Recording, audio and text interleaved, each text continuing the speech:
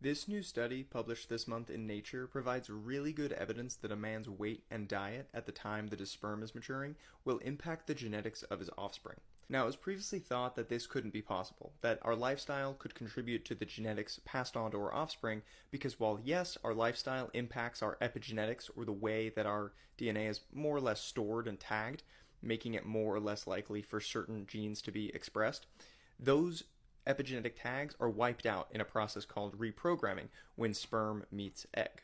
So even when this Danish study showed that weight loss surgery induced 1,500 epigenetic changes immediately to the sperm of those men and 3,900 changes a year later, it wasn't taken that seriously because we know that they get reprogrammed or wiped out when the sperm meets the egg cell. But we kind of had good evidence that it was happening because in animal models like mice trained to fear the smell of cherry blossoms passed that fear on to subsequent generations, even when those generations had no impact with the parents post-birth.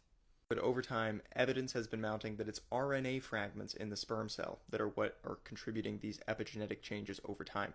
This study even begins, once deemed heretical, emerging evidence now supports the notion that blah blah blah blah blah RNA.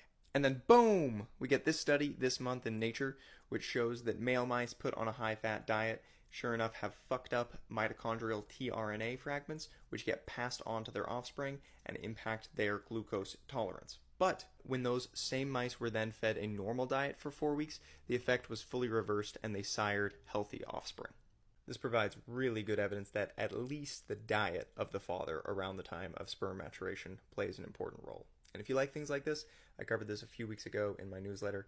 Those that have subscribed tend to stay subscribed, so check it out if you're interested.